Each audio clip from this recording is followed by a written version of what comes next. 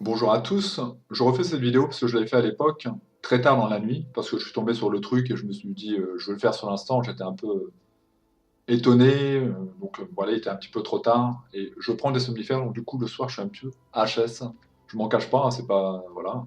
Si des fois j'ai mal à parler, c'est parce que je prends les cachets et du coup ça a tendance quand même un petit peu à nous atomiser. Donc ce soir-là, je regarde une émission, comme je regarde parfois, et comme parfois je lance C'est mon choix. Je sais pas pourquoi je fais ça, mais quand la thématique me parle, bon, il y a eu sur le mentalisme, il y a eu sur plein de sujets. C'est intéressant parce que C'est mon choix, c'est vraiment quand même le bas du panier, et on risque de tomber sur les sacrés cas. Et là, ce jour-là, je tombe sur Lexa Maro, que je connais un petit peu. J'ai déjà vu, bon voilà, je ne fais pas une grande confiance en cette médium. D'ailleurs, quand on recherche un peu, a priori, elle n'est pas vraiment fiable, elle n'est pas vraiment réputée dans le milieu. Mais peu importe, hein, je prends les témoignages tels qu'ils viennent. Et puis une jeune femme et un homme.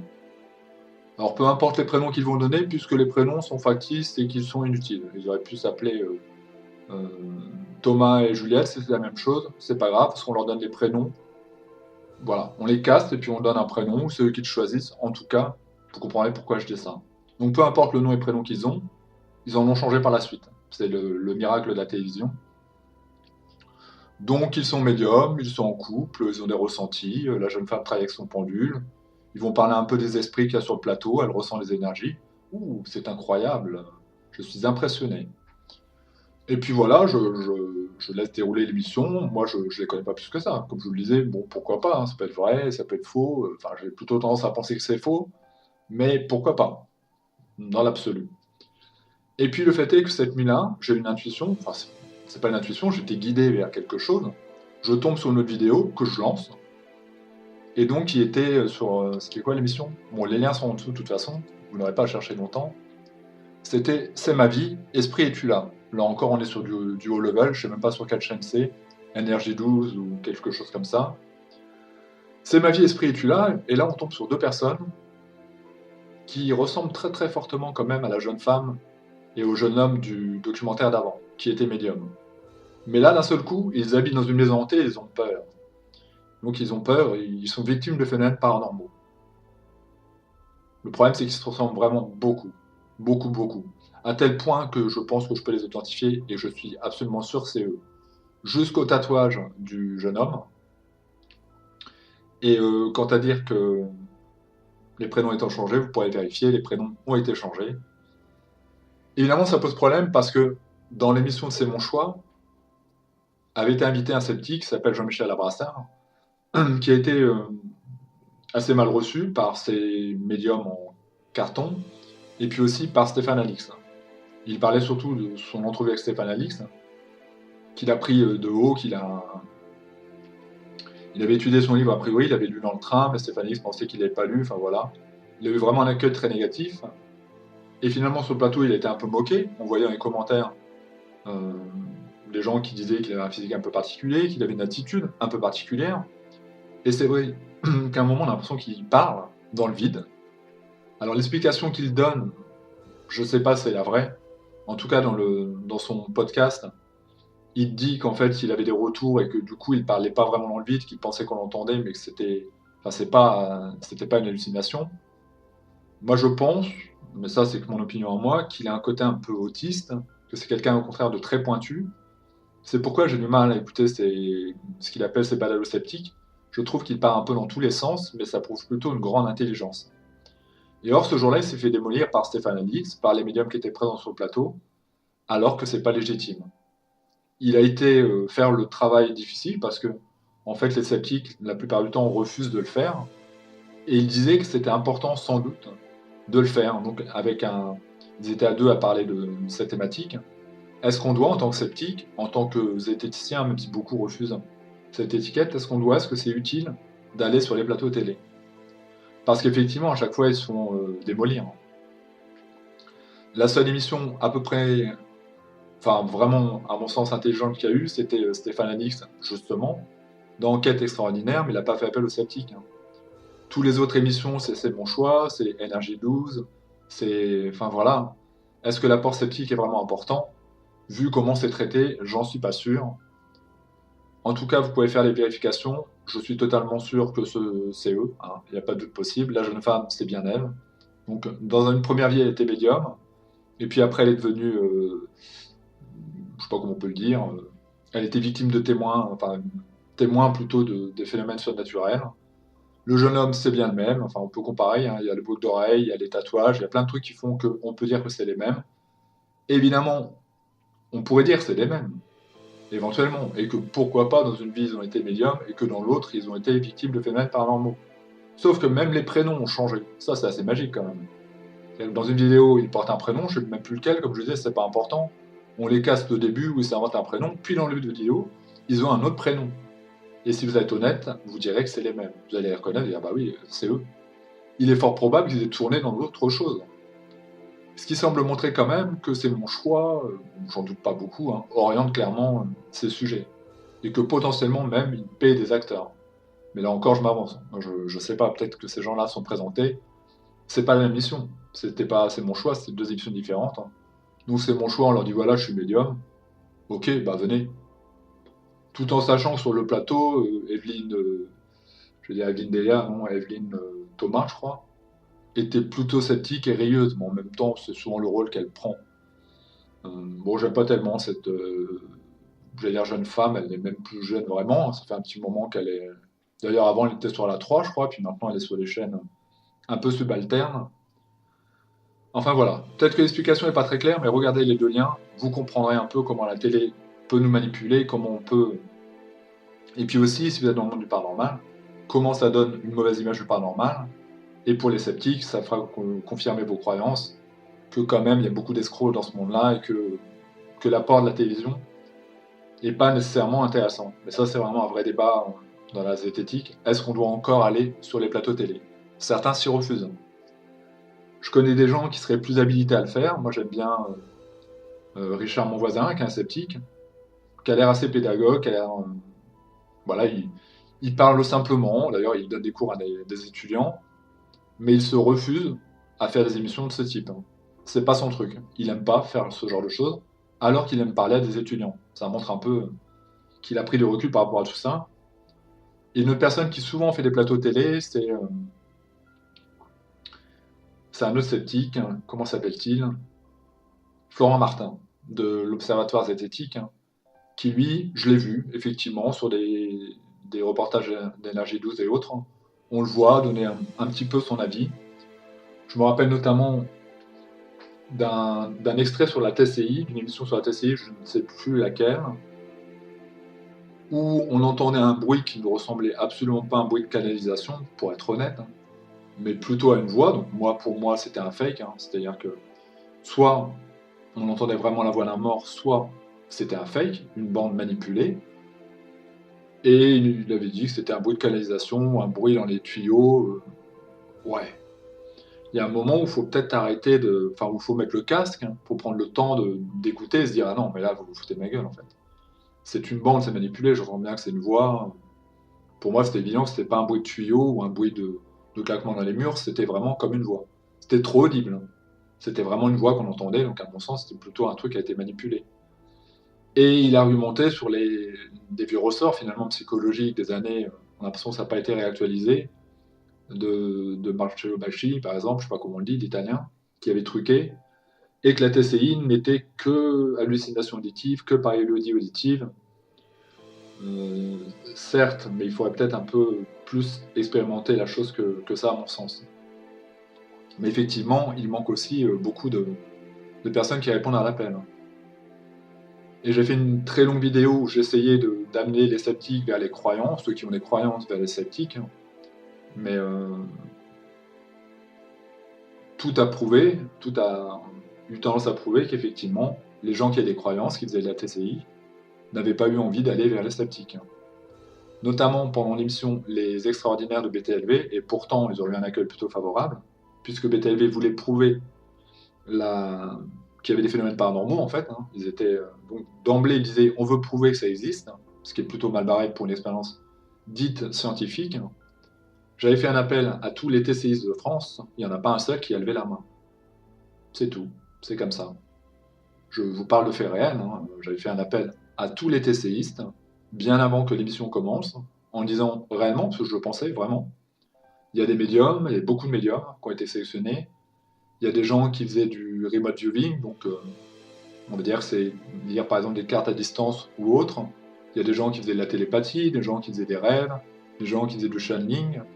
Un communicateur animal, malheureusement, il n'a pas été retenu pour les sélections. Et aucun TCiste. Il me semble que c'est un sujet tout aussi intéressant que les autres, voire même plus, parce que la médiumnité, il y a un intermédiaire, parce que le channeling, il faut croire quelqu'un, la TCI, en l'occurrence, tout le monde peut le faire. Il n'y a aucune raison de payer quelqu'un pour faire une TCI. Ça aussi, c'est un salut amical à tous les TCIs qui font pratiquer. En faisant payer leur séance, tout le monde peut faire de la TCI. Il vous suffit d'un magnétophone, d'un dictaphone. C'est tout, d'une webcam. Et après, si vous faites sérieusement, vous protégez, vous n'avez besoin de rien d'autre. Vous n'avez aucune raison de payer une TCI. Donc il y a beaucoup de gens qui ouvrent fort leur bouche, mais qui ce jour-là ne sont pas manifestés. Et qui n'ont pas dit, ben moi je veux bien. Et moi je faisais de la TCI, j'ai fait de la TCI, j'en fais plus parce que bruit de voisinage, c'est surtout la vraie raison. Là il n'y en a pas, mais très souvent j'ai du bruit au-dessus de chez moi et ça me parasite complètement. Et puis en plus, pendant une séance, j'ai pas envie d'être dérangé. Mais la grande différence, c'est que je dis pas que c'est la voix des morts qui me parle. J'ai des enregistrements, je comprends pas toujours tout, je sais pas ce que c'est, si je suis honnête. Sauf que déjà, je peux pas le reproduire. C'est pas reproductible. Donc pour la science en général et la science sceptique, je peux pas être candidat. Je ferai pas un bon candidat. Moi, je peux aller à BTLB, je vais leur dire je suis de la TCI, ah c'est génial, vous parlez avec les morts? Oui. Potentiellement, d'accord. On peut le faire maintenant? Ah non. Non, non. Non, parfois j'ai absolument rien, parfois j'ai des trucs, parfois c'est un brouhaha sonore, parfois c'est un peu plus clair. Je ne suis pas capable de faire de la TCI sur commande. Il y a des personnes qui prétendent savoir le faire et qui en plus demandent de l'argent pour le faire. À ces gens-là, et de ces gens-là, il faut se méfier. D'ailleurs, les TCistes un peu sérieux disent qu'il faut se méfier de ces gens-là et que jamais on ne devrait payer pour une TCI. Mais je pense que je parlerai un jour plus profondément de la TCI, puisque j'en ai fait moi-même, que ça m'interpelle, que beaucoup de TCistes ont pensé que je me moquais d'eux, que j'avais fait une vidéo en disant que en transcommunication instrumentale, on avait souvent tendance à entendre ce qu'on voulait, et je le pense toujours. C'est-à-dire que tous ces TCistes refuseraient de faire un espèce de concours où il faudrait écouter leur voix sans dire ce qu'ils entendent. C'est normal. Parce que quand on le fait, on se rend compte que personne n'entend ce qu'on entend. Ils vont nous dire que c'est par rapport à la sensibilité de chacun. Non. C'est simplement que le son, il est différent pour chaque personne, réellement. C'est que ça ressemble à tellement de choses que ça peut ressembler à tout. L'hymne russe, de A à Z, est une TCI. Je mettrai le lien de l'hymne russe en dessous. C'est vraiment le meilleur exemple. Du début à la fin, on a une signification en français. Évidemment, ça ne veut pas toujours dire des trucs très cohérents, mais dans l'absolu, du début à la fin, c'est un texte en français, une fois qu'on a mis les sous-titres. Ça, je le pense, et je ne changerai pas d'avis. La TCI, j'avais appelé ça à l'époque truc communément inaudible. Ça ne veut pas dire que ça n'existe pas. C'est-à-dire que, d'une façon générale, on interprète un peu comme on veut. Et c'est évidemment le danger. Sans parler de ce qu'on peut penser entendre, sans parler du nettoyage de la bande et autres qui fait que, sans parler de l'enfermement mental dans lequel on peut se plonger à ces moments-là, des gens qui deviennent sectaires, J'étais sur des groupes à l'époque et les personnes qui disaient mais si, j'entends tel ou tel truc. Ouais, c'est bien. Vous êtes convaincu de ça, tout le monde vous dit le contraire, mais vous entendez telle ou telle chose. Certains vous disent j'entends absolument rien. D'autres vous disent enfin, j'entends pas du tout la phrase que vous me dites. Mais si vous en êtes convaincu, moi je suis convaincu de rien. Quand je faisais de la TCI, j'ai vu des trucs, je me pose la question, mais je sais pas ce que c'est, je sais pas si c'est des morts, je sais pas si c'est pas nos micros qui sont pas assez de qualité, quoi. Finalement, moi, c'est ma webcam. Franchement, il y a mieux comme matériel. Je sais pas si, même en restant dans l'expérience ou plutôt l'explication surnaturelle, peut-être que c'est une autre dimension qui nous parle. Qu'est-ce qu'on en sait? Peut-être que c'est des gens du passé, peut-être que c'est des gens du futur, peut-être que c'est notre conscience. certains TCistes étaient posé la question de se dire est-ce que c'est pas nous, euh, par un truc qu'on peut pas expliquer, hein, qui répondions en fait ce qu'on avait dans notre tête, quoi. Donc, il y a certains médiums même qui disent qu'ils savent pas ce qu'ils reçoivent, qui n'arrivent pas vraiment à dire ce que c'est. La TCI, c'est la même chose. J'en parle davantage parce que je suis pas médium pour le coup, mais la TCI, j'ai pratiqué. Et il faudra évidemment que je refasse une vidéo sur l'esprit critique et la zététique, parce que si moi j'ai appris à être méfiant, c'est par ces raisons-là. J'ai cru très longtemps à plein de choses, j'ai cru très longtemps à plein de personnes, trop longtemps, et puis à un moment où je me suis réveillé, je me suis dit méfiance, vigilance, il y a tellement de business derrière, il y a tellement d'argent, qu'on se rend compte que c'est ultra lucratif, quoi. Que les gens qui vous vendent toutes ces promesses, finalement, se font beaucoup d'argent, et ça montre pas vraiment une grande honnêteté intellectuelle, même si c'est pas toujours vrai. D'ailleurs, il y a des médiums qui vont dire, des petits médiums de village, entre guillemets, hein, qui vont dire, moi je fais ça gratuitement, je veux pas me faire payer. Ou si vous voulez me payer, vous me donnez des fleurs de votre jardin, vous me donnez des fruits. On retrouve encore des gens comme ça, et notamment beaucoup de guérisseurs qui eux le font gratuitement, et qui veulent pas, et qui vont même dire, si je venais à me faire payer, mon don va être en quelque sorte volé, on pourrait m'enlever mon don, dont je ne le veux pas. Mais quand même, c'est un milieu où il y a beaucoup de charlatans. C'est-à-dire que même les médiums, même les gens du milieu disent qu'il y a beaucoup de gens qui sont les charlatans. Alors il faut se méfier. Alors, comme je l'ai dit dans une autre vidéo explicative, mais bon, j'ai perdu toutes mes vidéos esprit critique et paranormal, euh, il faut se méfier, quoi. J'ai perdu ce que je voulais dire, donc bon, c'est pas grave, mais c'était pas important en l'absolu. Mais il faut vraiment se méfier de ce qu'on peut entendre, de ce qu'on peut croire, de ce qu'on peut penser. Oui, c'est ça que je voulais dire. Ah, ça y est, j'ai retrouvé ma pensée. C'est qu'en fait, quand je rencontre quelqu'un qui est confronté à un problème paranormal, quand je rencontre un problème paranormal, TCI, bon, c'est pas normal, hein, je fais un enregistrement la nuit, j'entends comme des voix, j'essaie de comprendre de façon sceptique, de façon rationnelle, tout simplement, qu'est-ce qui pourrait être ces voix, qu'est-ce que ça peut être d'autre, quelles sont les explications qu'on me fournit.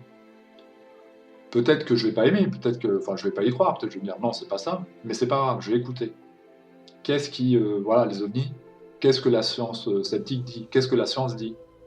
Pour tous les sujets, je vais m'interpeller. Si je rencontre quelqu'un qui me dit ma maison est hantée, je vais pas moquer de lui.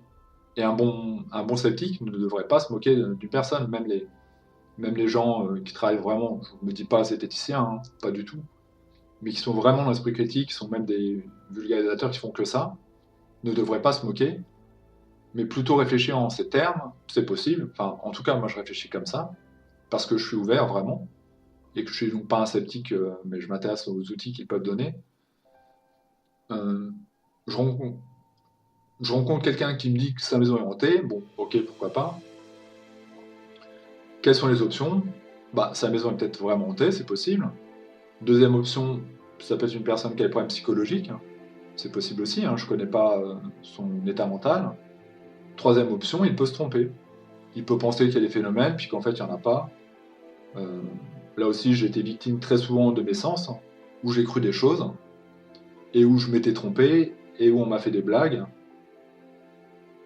Un exemple de mes sens qui se sont trompés, j'ai dormi chez un ami, et en fait, sa porte se fermait tout seul. Quand j'étais dans les toilettes, en plus, à un moment un peu particulier, j'étais assis voilà, sur le trône des toilettes, et la porte se fermait toute seule.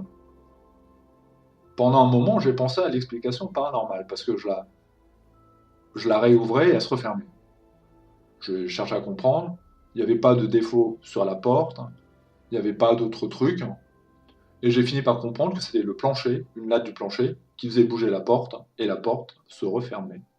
Et une fois que j'ai trouvé quelle latte faisait bouger le plancher, et donc quelle latte correspondait aussi avec la porte, une fois que j'appuyais dessus, la porte se fermait. Mais si j'étais pas chez mon ami, si j'avais pas le temps d'analyser, s'il n'y avait pas de la lumière, si j'étais dans le noir, j'aurais pensé que la porte s'était fermée. J'ai revu dernièrement, alors c'est étonnant, parce que pour le coup j'avais complètement lâché Gus DX, mais après c'est vrai que c'est un bon vidéaste quand même. Du coup j'ai regardé sa dernière enquête, Euh, ouais, c'était peut-être pas lui d'ailleurs, c'est peut-être Occulture qui a fait une enquête paranormale. Enfin bref, je sais qu'il y a. Bon, je pourrais mettre les liens, c'est intéressant dessous de Gus DX et de Occulture. Mais je sais qu'il y a un des deux qui faisait une enquête paranormale, et à un moment, il y a une porte comme ça qui s'est fermée. Évidemment, l'hypothèse qu'ils ont plutôt privilégiée, c'était l'hypothèse paranormale. Alors qu'au final, ils étaient peut-être comme moi, victimes d'un plancher qui tremblait un peu trop, on peut pas le savoir. Quand on connaît pas le lieu, voilà, moi je savais pas. Il m'a fallu un peu de temps pour comprendre, regarder, ok, qu'est-ce que c'est, et en pleine nuit, je l'aurais pas fait. Et dans une autre maison, j'aurais pas le temps d'y réfléchir, j'aurais eu peur.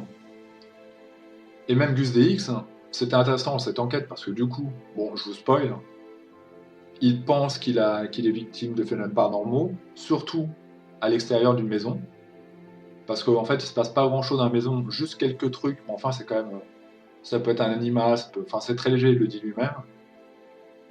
Et puis à un moment, notamment, par contre là, il dort, il va dormir, toujours très courageux de dormir dans une maison avec une réputation, une maison un peu lourde, une maison un peu flippante. Et puis ça claque, un bruit infernal à la porte. Sauf que depuis le début de sa soirée et de son enquête, il s'est rendu compte que la porte d'entrée du jardinier, en fait, en quelque sorte, pas la porte de la maison, il y a une espèce de petit enclos qui donne sur la cour. Cette porte était ouverte en permanence. Et quand il revenait à chaque fois, elle était ouverte. Donc il a refermé, et puis il revenait, elle était encore ouverte. Il met un petit bâton, il se dit comme ça, là je saurai, puis en plus si quelqu'un vient, il va faire bouger le bâton. Il revient, le bâton est revenu à sa place. Donc, il privilégie deux possibilités. Soit c'est quelqu'un qui me fait une blague, soit c'est un phénomène paranormal. Il, il a tendance quand même à dire je pense qu'on me fait une blague. Il n'était pas tellement rassuré parce que par moments il entendait le chien aboyer. Et puis voilà, mais en même temps il était quand même flippé parce que la maison était flippante et que ça pourrait être aussi autre chose. Il savait pas trop. Et au final, il a fini par conclure je pense qu'on m'a vraiment fait une blague. Et c'était un peu plus loin en se renseignant. Donc il pense vraiment qu'il y avait quelqu'un autour de la maison, que c'était même pas une blague. Lui il pensait que c'était une blague, et a priori, c'était sans doute des gens qui étaient venus pour faire un cambriolage en reconnaissance, qui donc ont compris qu'il y avait une présence, et qui sont revenus dans la nuit pour voir s'il y avait encore quelqu'un qui ouvrait la porte. Et donc comme quelqu'un a ouvert, ils sont partis. Et comment il a pu conclure ça? Il faut dire qu'il a quand même beaucoup changé par rapport à avant, depuis la tour Moncade. C'est que il s'est renseigné et il a vu que dans le village, à quelques jours ou même la même nuit, enfin vraiment dans un délai très récent, il y avait eu d'autres tentatives de cambriolage. Et aussi que cette petite grille du jardinier, c'est pas un jardinier vraiment, mais vous verrez en regardant le documentaire, était ouverte, et qu'également une plus grande porte était ouverte. Et quand il est arrivé lui, il a vu une voiture qui tournait pas très loin, qui ralentissait et qui le regardait, et cette grande porte-là était ouverte. Donc les cambrioleurs potentiels pouvaient rentrer, et très certainement qu'il observait pendant une partie de la soirée, qu'il a, il a raison d'ailleurs de pas laisser le matériel. Je m'étais dit, vu que tout se passe à ce niveau-là, pourquoi pas mettre une caméra? Je pense que s'il y avait une caméra, il se serait fait piquer son matériel, quoi. Un micro, une caméra, c'était mort. Évidemment, il aurait vu. Enfin non, il aurait pas vu. Il aurait pas vu parce que la caméra aurait pu filmer, mais le mec aurait pris la caméra et l'enregistrement, donc il aurait tout perdu. En tout cas, quand même, sacré. J'avais peur que Gus DX. J'ai toujours un peu cette peur-là. Déjà, j'ai pas compris pourquoi il était revenu dans le monde du paranormal. Et puis finalement, je me suis rendu compte qu'il était quand même plus critique qu'avant, qu'il avait sympathisé avec un sceptique, euh, Samuel Bistret. Ils sont devenus amis. Il y a une vidéo qui circule d'eux où on les voit une pinte à la main, enfin, ouais, une pinte à la main, quoi, en train de trinquer ensemble. Donc ils sont vraiment devenus amis, ils s'en cachent pas. Et j'avais peur qu'avec le temps, ils reviennent à faire des choses un peu plus extraordinaires, mais en fait, non. Ils privilégiaient quand même beaucoup l'esprit critique, ils se posaient des questions de façon cartésienne, et il a raison de le faire. Il a raison de le faire, Puis aussi par rapport au mauvais tour qu'il a fait, quoi. La tour Mon 4, c'était quand même pas cool, c'était pas sympa, et puis ça l'a certainement très fortement ruiné quand même, hein, mentalement. Donc il a réfléchi autrement, et il a raison. Et bon, après, je pense pas, je regarde d'autres enquêtes de lui, mais je m'ennuie un peu, je me dis, allez, pourquoi pas. Son enquête a fait 3 heures quand même, hein. Et puis, comme je disais, c'est un bon vidéaste, hein. Ça, on peut pas lui retirer. En dehors de la tour Mon 4, il y a quand même une éthique plutôt clean, je pense, hein, je le connais pas personnellement, mais enfin, voilà. C'est pas Jerry non plus, c'est pas Morgan Priest. Là, on est sur des gens douteux. Et un jour, vous l'apprendrez, un jour, vous direz, ouais, ok. Enfin, vous savez, il y a de nombreuses personnes qui disaient non, c'est pas vrai, qui depuis ont appris des choses, qui disent oui, effectivement. Euh, mais il n'empêche qu'il y a encore des gens qui pensent que Jerry, c'est vrai. Oui, bah Jerry, il y a de plus en plus de dossiers qui tombent sur lui, qui l'accablent, mais jusqu'au dernier moment, il y a des gens qui diront, mais non, il est sincère, évidemment, c'est vrai. Comme Morgan Priest. Morgan Priest, ça fait très longtemps que je le suis. Je suis abonné à sa chaîne, c'est un cas passionnant. Parce qu'en 20 minutes, il voit des ovnis. En 20 minutes, il est poursuivi par un loup-garou. En 20 minutes, c'est toujours 25 minutes, hein. C'est le temps à peu près pour que tous les esprits de la Terre se manifestent et tous les démons. Le temps juste de faire un petit documentaire, tranquille. Hop. Moi, quand je fais une critique, ça fait, voilà, là, ça fait 26 minutes que je parle. C'est le temps qu'il faut à Morgan Priest pour faire apparaître des phénomènes. Mais évidemment, vous noterez bien qu'il dit en tout début de vidéo que tout ce qu'on peut voir dans la vidéo ne peut être que fiction, qu'on peut interpréter comme on veut. Ça, vous pensez que c'était une façon élégante de dire qu'il pense que c'est des phénomènes paranormaux, pardon, mais qu'il ne veut pas l'affirmer, mais c'est surtout une façon de se protéger au niveau de la loi et de dire mais non, mais j'ai toujours dit que c'était de la fiction, c'est écrit dès le début. Et Gus DX, il y avait des captures d'écran à l'époque qui le montraient, avait changé sa ligne éditoriale sur ses vidéos. C'est-à-dire qu'au début, il disait tout ce que vous voyez est réel, et après, il y avait écrit euh, certainement ce qu'il met maintenant, hein.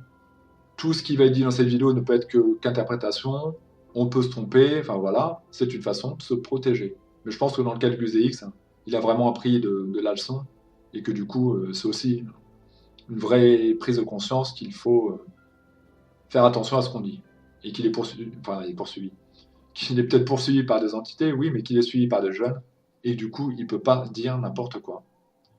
Bon, voilà, c'est un peu le fouillis cette vidéo, parce que je parle de plein de trucs. Comprenez, j'ai perdu toutes mes vidéos sur le paranormal et l'esprit critique, la zététique. Mais tout ça, j'en ai déjà traité, et j'aurais des tas de choses à dire. J'avais parlé très longuement de tous ces sujets. Je m'intéresse à 50% au paranormal, à 50% à l'esprit critique. J'ai pratiqué les deux.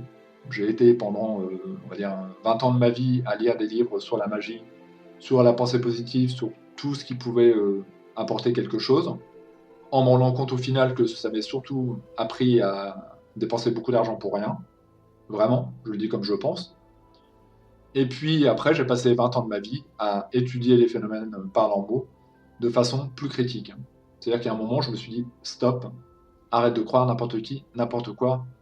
Mais je pense que je ferai une vidéo plus complète. Je ne pourrais pas refaire toutes mes vidéos, mais au moins une synthèse du pourquoi je crois potentiellement au paranormal, pourquoi je m'en méfie et quel est mon historique à ce sujet. Merci à vous et à bientôt. C'était retour sur le debunking de 2 charlatans du paranormal ou 2 médiums. Enfin voilà, vous les prenez comme vous voulez. On pourrait imaginer potentiellement que des gens qui n'avaient pas du paranormal deviennent médiums ou l'inverse. Bon, ça semble pas cohérent, mais quand en plus ils se ressemblent comme 2 gouttes d'eau et qu'ils n'ont pas les mêmes noms et prénoms, ça peut quand même un peu poser question, je pense. Évidemment, il pourrait dire diffamation, enfin de toute façon, il peut dire que diffamation. En même temps, c'est quand même très très ressemblant, hein. Il me semble qu'on ne peut pas faire plus ressemblant que ces 2 vidéos. Donc merci à vous et à bientôt. Merci à vous et à bientôt, tout simplement.